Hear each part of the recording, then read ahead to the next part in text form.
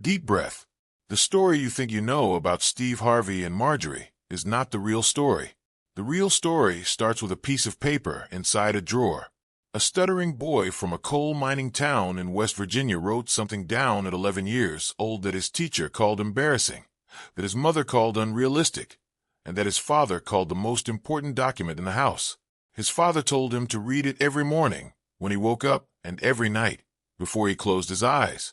And for decades, that boy did exactly that, through homelessness, through broken marriages, through public humiliation on the world's biggest stages, through accusations that should have finished him. He kept reading that paper. And then, at 68 years old, after building one of the most unlikely empires in American entertainment history, after calling one woman the reason he was still alive, the internet decided it was finally time to burn everything down. What happened to Steve Harvey and Marjorie is not what the headlines told you, but to understand why it hit the way it did, and why the world was so ready and so willing to believe the worst about a man who had given them 17 years of proof, you have to understand where he actually came from.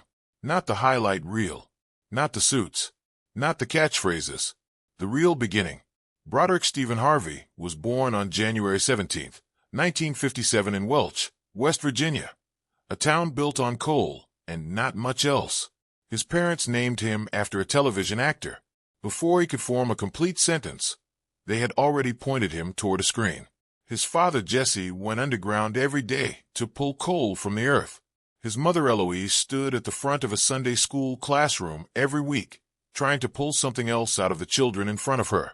Between the two of them, they gave Steve Harvey the two things that would define everything: an unshakable work ethic and an almost reckless faith. But the world outside the house was not gentle. Steve Harvey had a stutter so severe that other children gave him a name for it.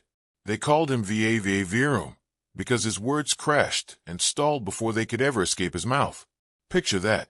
A boy with thoughts moving faster than his voice could carry them, standing in a schoolyard while other kids laughed at the sound of him trying to speak. A man who worked at the neighborhood deli quietly taught him a trick. Repeat your thought silently 3 times before you say it out loud, and speak on the exhale. When Steve got it right, the man gave him candy. A deli counter became the first classroom that actually worked for him. And then came the 6th grade, and the moment that changed everything. The teacher asked every student to write down what they wanted to be when they grew up. Steve Harvey wrote that he wanted to be on television. The teacher read every paper aloud. She saved his for last. She called him to the front of the room, and she publicly humiliated a stuttering boy from a coal mining family in front of every single one of his classmates. She told him his dream wasn't just unrealistic. She told him it was embarrassing. She called his parents. His mother was mortified. His father was not. Jesse Harvey came into his son's room that night and said something that Steve Harvey has repeated in every major interview of his entire career. He said, "Take your paper. Put it in your drawer. Every morning when you get up, read your paper. Every night before you go to bed, read your paper. That's your paper. Nobody else's. Yours." Jesse Harvey died on April 7, 2000, from black lung disease, the coal finally collecting what it was owed. His mother, Eloise, had died 3 years earlier from a stroke. Neither one of them lived to see the full height of what that paper eventually produced. Steve Harvey has said in interview after interview that this is a weight that never leaves him. Not for a single day. Hold that weight in mind, because everything that came after, every scandal, every accusation, every public collapse, only makes sense when you understand that this man was always running toward something and running from something at the exact same time. After high school, he went to Kent State, pledged his fraternity, and flunked out. He worked more than 10 different jobs across nearly a decade. He boxed. He cleaned carpets. He delivered mail.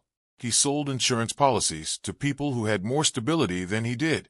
He was laid off from General Electric right before Thanksgiving and came home carrying a turkey and no paycheck to a wife and 2 infant daughters who were depending on him completely. Nothing was pointing anywhere. Not yet. On October 8, 1985, Steve Harvey walked into Hilarity's Comedy Club in Cleveland for an amateur open mic night. He won the contest. He walked out with $50 in his hand, and he cried the entire drive home.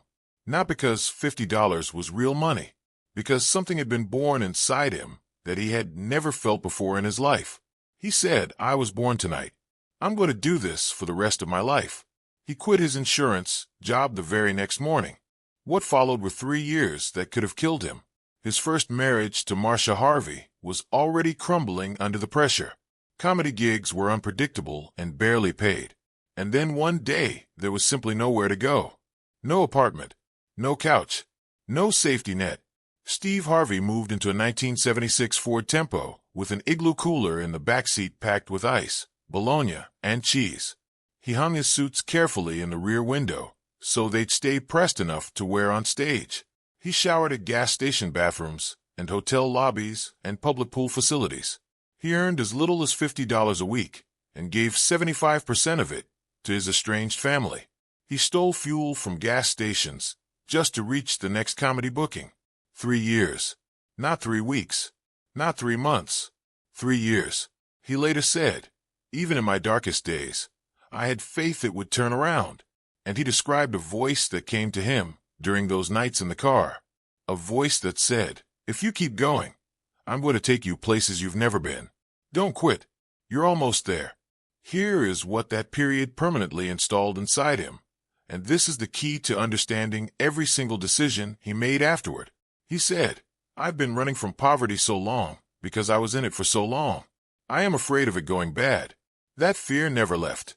It became the engine running silently beneath every business deal, every contract negotiation, every empire he built. The man in the custom suit was always the man in the Ford Tempo underneath it. His career eventually ignited.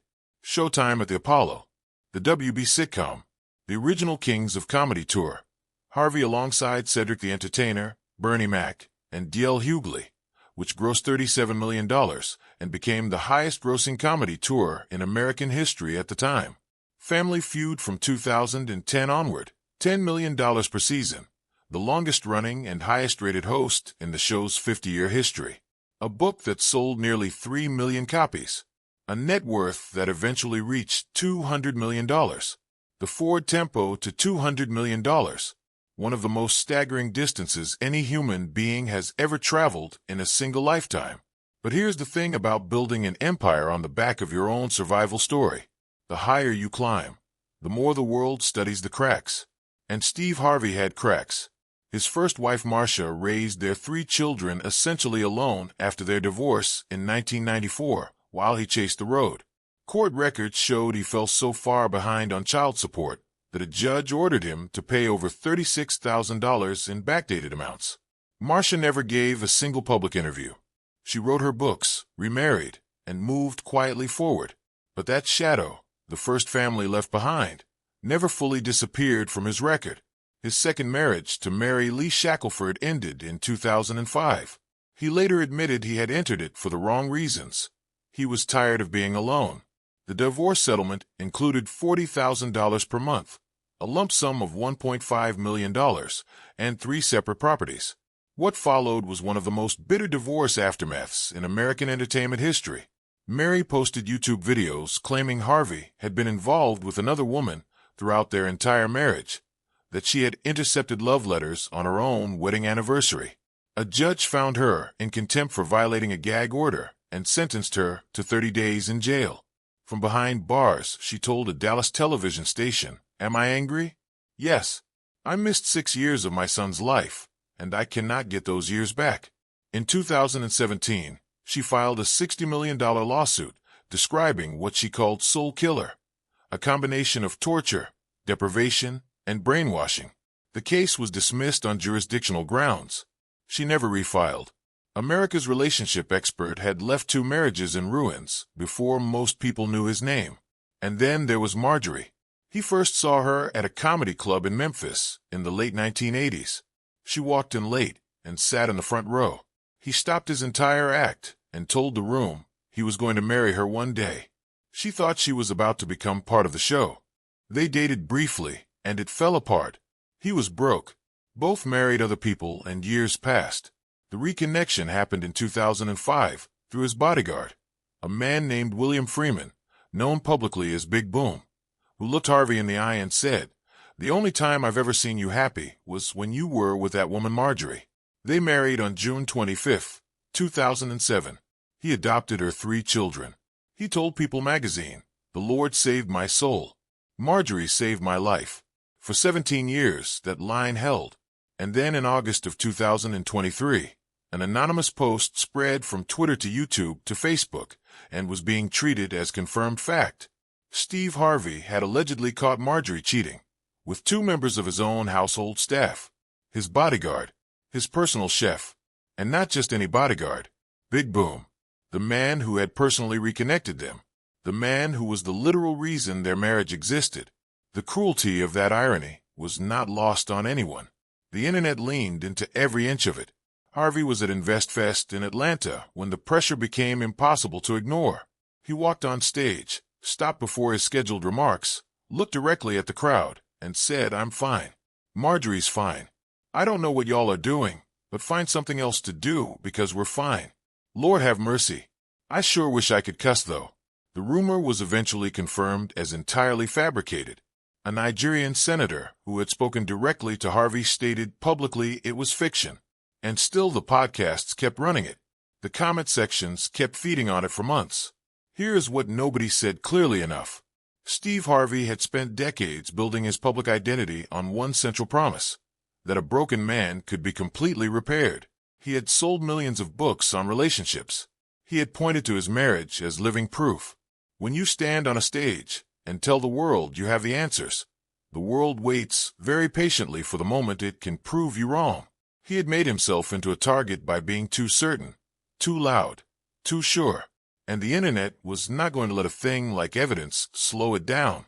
The couple celebrated their 18th wedding anniversary in June of 2025 with photographs from Lake Como in Italy.